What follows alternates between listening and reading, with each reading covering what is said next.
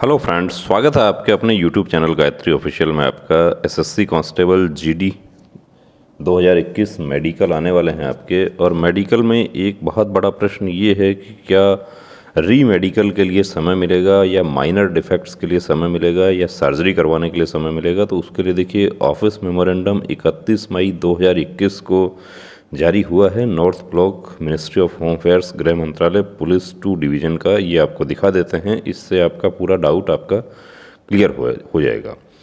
अब ये सब्जेक्ट क्या कहता है? सब्जेक्ट कहता है revised uniform guideline for review medical examination in central armed police forces and Assam rifle for GOs and NGOs, amendment thereof. क्या संशोधन किया गया है? The undersigned is directed to refer to this ministry's UO number, ये पूरा recruitment SSB dated 20/5/2015 20/5/2015 का medical guideline जो था वो चल रहा था। अब उसमें संशोधन जो किया गया है, वो संशोधन क्या है वो आपको दिखा देते हैं।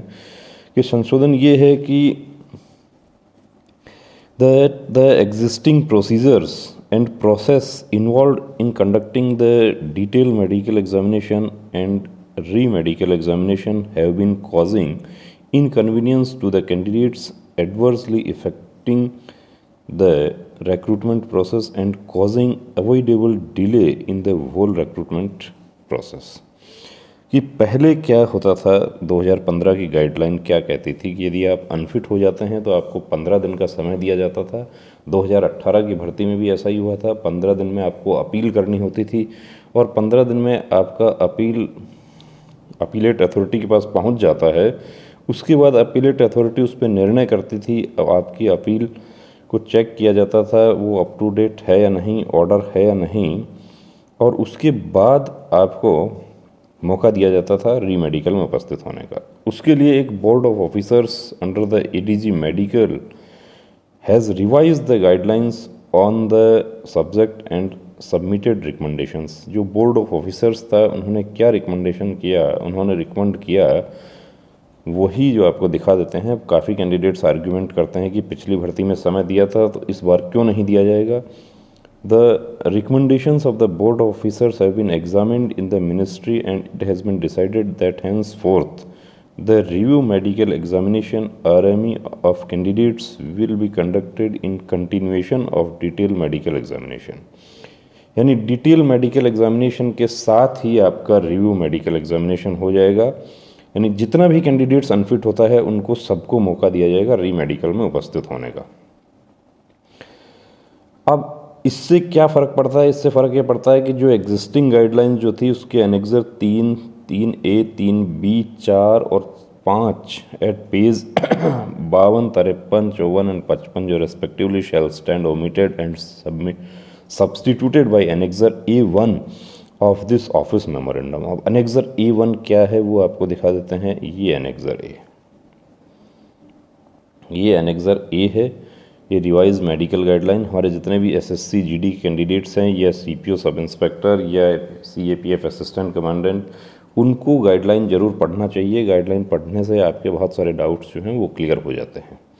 अब एनेक्सर A1 देखिए क्या है कि all candidates declared unfit during detailed medical examination will be allowed to undergo review medical examination provided they give their written consent by appending their signature on the intimation indicating the reasons for being unfit। ये annexure 1A किसको दिया जाएगा? दिया जाएगा जो candidates unfit हो जाएंगे उनको।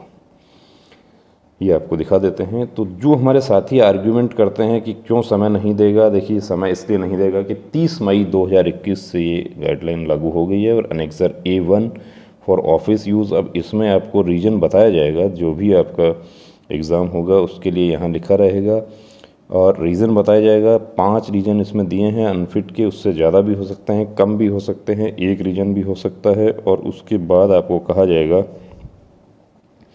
कि आप नेक्स्ट डे आप उपस्थित हों। ऐसी पहली भर्ती इस गाइडलाइन के आधार पे आईटीबीपी ट्रेड्समैन की हुई।